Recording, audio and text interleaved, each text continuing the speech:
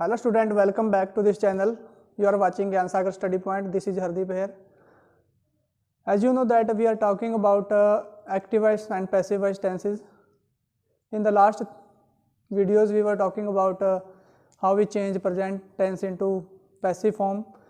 Today we will talk about past indefinite tense, how we change past indefinite tense into passive.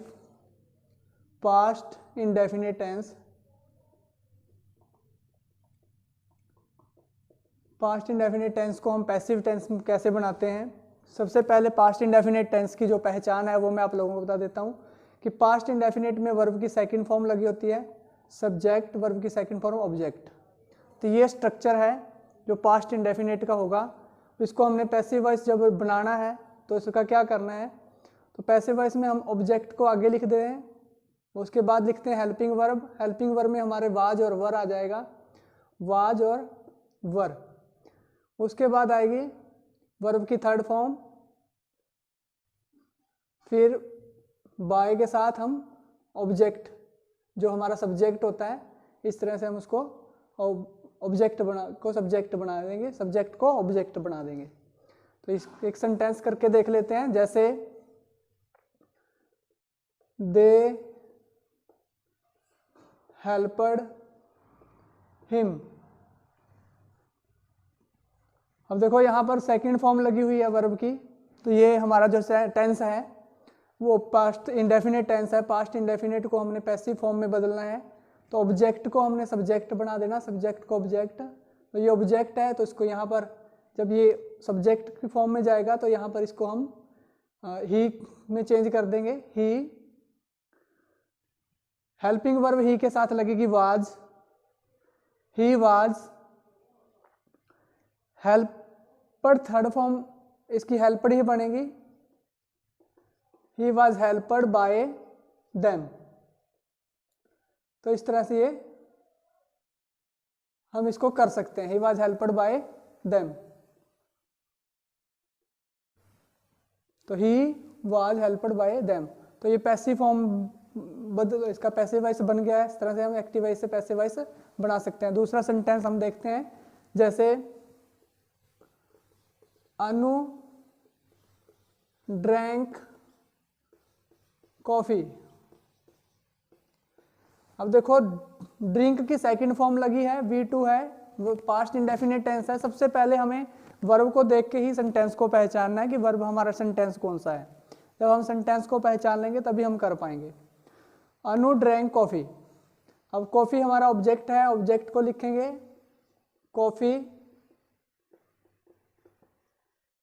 Coffee singular है इसलिए was लग गया, was. Drank third form drink की third form बनेगी drank, drunk. Drink, drank, drunk. Coffee was drunk by Anu. तो इस तरह से हम इन सेंटेंसों को पैसिव पास्ट इंडेफिनिट के टेंसों को बहुत इजीली बना सकते हैं।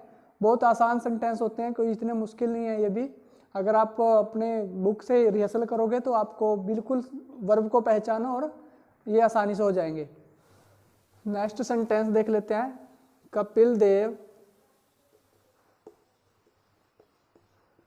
Broke the record. देखो यहाँ पर कपिल देव सब्जेक्ट है, द रिकॉर्ड ऑब्जेक्ट, और ब्रेक हमारी वर्ब की सेकंड फॉर्म है। तो ये भी हमारा पास्ट इंडेफिनिट टेंस है। इसको पैसिव वॉइस बनाने के लिए द रिकॉर्ड, इस सिंगुलर है इसके साथ वाज लगा देंगे, अगर प्लूरल होता वर्ब लग जाता। द रिकॉर्ड वाज ब्रोक की ब्रेक, ब्रोक, ब्रोकन, इसकी थर्ड फॉर्म है broken, broken.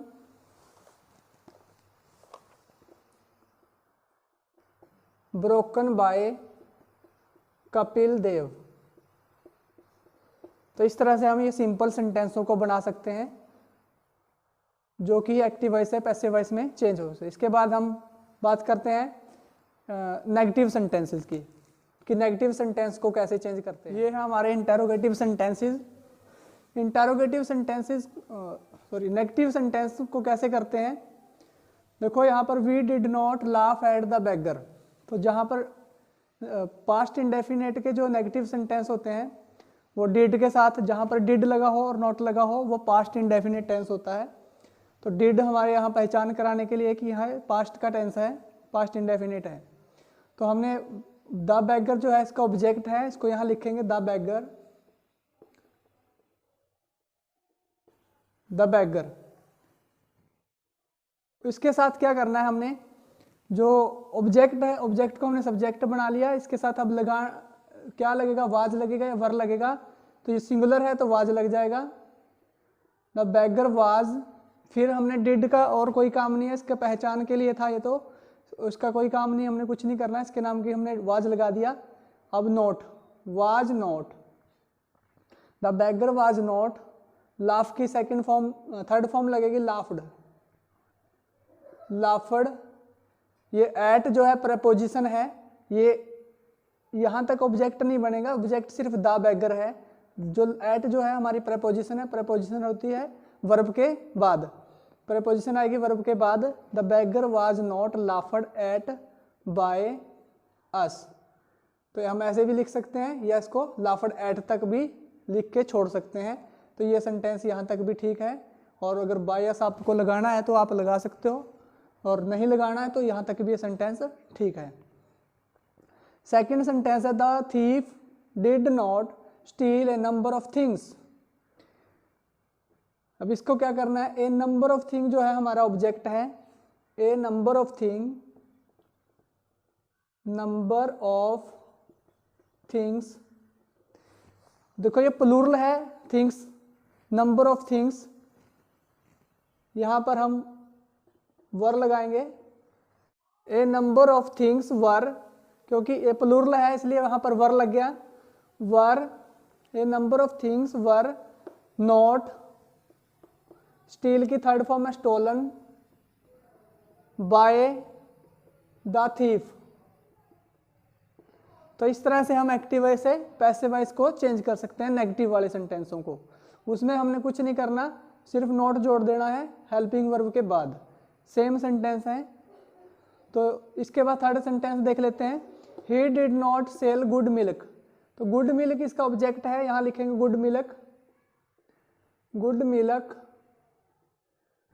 Did not sell, did के मैंने बताया कि डिड सिर्फ पहचान के लिए आया है, तो ये भी हमारा सिंगुलर है गुड मिल्क।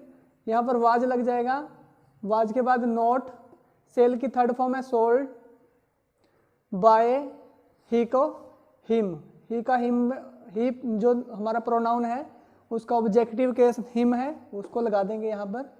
तो इस तरह से हम इसको चेंज कर सकते हैं। नेक्स्ट सेंटेंस है मोहित डिड नॉट टेक टी। तो इस सेंटेंस को कैसे बनाना है, जो हमारा ऑब्जेक्ट है टी, टी को यहाँ लिखेंगे टी डिड नॉट, फिर वही टी सिंगुलर है, वाज लग जाएगा, वाज नॉट, टेक की third form taken, by Mohit, tea was not taken by Mohit. तो ये नीचे आप यहाँ आप लोगों के लिए लिखता तो दिखाई ना देता, स्क्रीन से नीचे चला जाता, तो ये इसलिए यहाँ ऊपर लिख दिया है tea was not taken by Mohit. तो यहाँ से आप इसको देख लें। तो इसके बाद हम सेंटेंस जो है इंटेरोगेटिव वाले सेंटेंस कर लेते हैं कि उनको किस तरह से हमने पहचानना और कैसे करना है। तो ये नेगेटिव सेंटेंस थे जहाँ पर डिड के साथ नॉट आ गया, देखो सभी में डिड नॉट लगा हुआ है। तो ये सारे पास्ट इंडेफिनिट के ये हैं इंटेरोगेटिव सेंटेंस जो डिड से शुरू होते हैं। पास्ट इंडेफिनिट के डिड से शुरू होने वाले सभी सेंटेंस जो है इंटेरोगेटिव कहलाते हैं। इसमें क्या करना है, हमने ऑब्जेक्ट को सब्जेक्ट बना लो पहले की तरह, हॉकी, हॉकी, हॉकी के साथ अब हॉकी सिंगुलर है या प्लूरल है, ये देखो हॉकी सिंगुलर है, इसके साथ वाज लगेगा। तो वाज को हमने यहाँ ना लिख के, राइट हैंड साइड में ना लिख के इसके आगे लिखना है वाज। तो ये यहीं से क्लियर हो जाएगा। अब डिड का काम हट गया, वाज लग गया डिड के नाम का, अब रह गए ये सब्जेक्ट वर्ब ऑब्जेक्ट। ऑब्जेक्ट तो यहाँ आ गया, अब ये दोनों रह गए हैं, वाज हॉकी, प्ले की थर्ड फॉर्म है प्लेड, बाय दे का हमने देम बना देना है, दे का हमने देम बना देना है। तो ये सब्जेक्ट था, यहाँ के ऑब्जेक्ट हो गया देम। तो सेकंड सेंटेंस जो है did she not listen to me. अब हमने ये ऑब्जेक्ट है मी, टू है हमारी प्रेपोजिशन, लिसन हमारी वर्ब है, शी सब्जेक्ट है। तो यह क्या करना है, मी को यहाँ लिखेंगे आई में, आई के साथ क्या लगाते हैं वाज, आई के साथ लगता है वाज, तो ये हम वाज को यहाँ आगे लिख देंगे वाज, वाज आई। अब नोट दिया है, अगर ना होता तो ना लिखते, नोट। लिसन की थर्ड फॉर्म लिखेंगे लिसन, प्रेपोजिशन वर्ब के बाद लिखी जाएगी टू, बाय हर। तो इस तरह से हम इसको बना लेंगे, was I not listened to by her. तो ये पहले आई को यहाँ लिखेंगे, आई के साथ वाज लगेगा या वर लगेगा, ये देखो वाज के साथ हमेशा वाज लगता है तो वाज लगेगा। Was I not listened verb की थर्ड फॉर्म है, टू जो प्रेपोजिशन थी उसको वर्ब के बाद रखना है, टू बाय सी का हर बना देंगे। इसी तरह से अगला सेंटेंस है, बिल्कुल इजी है, इसको आप मेरे से भी पहले कर सकते हो। ऑब्जेक्ट को यहाँ लिखेंगे द लेटर, लेटर सिंगुलर है, प्लूरल होता, चलो इसको प्लूरल बना देते हैं, लेटर्स कर देते हैं। अब देखो यहाँ पर वर लगाना पड़ेगा क्योंकि लेटर के साथ सिंगुलर नहीं है, ये प्लूरल हो गया है। अब हमने इसके साथ ऐसा लगा दिया है, the letters were the letters, verb की थर्ड फॉर्म है write wrote written, written by she का हर बना देंगे, written by her question mark. तो क्वेश्चन मार्क जरूर लिखना है क्योंकि अगर क्वेश्चन मार्क नहीं लिखोगे तो आपके नंबर कट हो सकते हैं। तो वर द लेटर्स, क्योंकि यहाँ प्लूरल हो गया, देखो ऐसे लगा दिया इसलिए वर लगेगा, अगर यहाँ अकेला लेटर होता तो वाज लगता, were the letter written by her. Last है did the teacher teach this lesson. तो यहां पर भी ऑब्जेक्ट को सब्जेक्ट बनाओ, दिस लेसन सिंगुलर है, वाज लग जाएगा, इसको आगे लिख दो। इंटेरोगेटिव में यही करना है, सबसे पहले जो हेल्पिंग वर्ब होती है उसकी वाज लगेगी, वर लगेगी, वो आगे लिखनी है सभी इंटेरोगेटिव की, ये ध्यान रखना।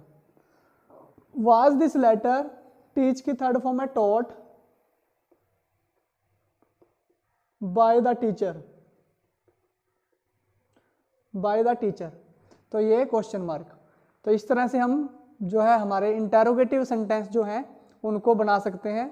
तो ऑब्जेक्ट को सब्जेक्ट बनाओ, उसके साथ क्या लगेगा उसको आगे लिख दो, तभी अगर ये हम वाज यहाँ के बजाय यहाँ लिखेंगे तो हम क्वेश्चन मार्क नहीं लगा पाएंगे। इसलिए हमने जब इंटेरोगेटिव फॉर्म में है तो हमें आंसर भी इसका पैसिव वॉइस जो हमने बनाना है वो भी इंटेरोगेटिव फॉर्म में ही बनेगा। ये ध्यान रखना कि अगर हमारे पास इंटेरोगेटिव फॉर्म में क्वेश्चन पूछा गया है तो उसका जो आंसर है पैसिव वॉइस बनाना है वो भी इंटेरोगेटिव में ही बनेगा।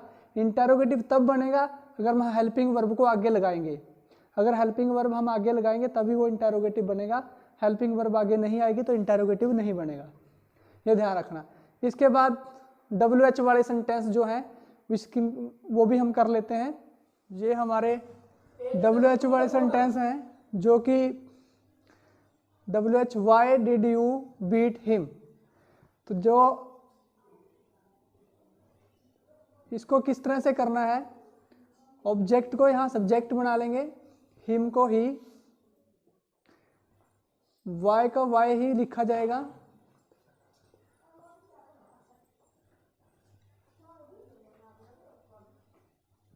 वाई ही, हिम को ही के साथ वर्ब लगेगी, हेल्पिंग वर्ब लगेगी वाज, तो वाज को हम आगे लिखेंगे, वाई वाज ही बीट की third form beaten by you question mark. तो जो भी मैंने बताया था कि WH वाले होते हैं उनको सेम वैसे का वैसे लिखना होता है। WH को जो फर्स्ट वर्ड है वाई को वाई लिख दिया, उसके बाद इसको भूल जाओ, इससे पीछे इंटेरोगेटिव की तरह ही इसको डील करो इसके साथ, कि जैसे हम इंटेरोगेटिव बनाते हैं। देखो इंटेरोगेटिव बनाते समय हम सबसे पहले हेल्पिंग वर्ब लेते हैं, उसके बाद ऑब्जेक्ट का सब्जेक्ट बना के वर्ब की थर्ड फॉर्म बाय यू, इसमें भी सेम इसी तरह से हम कर सकते हैं। अगर हम इसको व्हेन को डायरेक्ट व्हेन लिख दो, यहाँ पर कुछ इसमें चेंज नहीं करना, उसके बाद ये पीछे इंटेरोगेटिव रह गया, इससे इधर वाला सारा इंटेरोगेटिव है। तो इसको कैसे करेंगे, माई लेटर, यहाँ लिखो my letter, my letter. My letter singular है, इसके साथ वाज लगेगा या वर लगेगा वो देखो, वाज लगेगा तो वाज यहाँ पर लिख देना है। When was my letter, receive की थर्ड फॉर्म है रिसीव्ड, रिसीव्ड बाय यू और क्वेश्चन मार्क।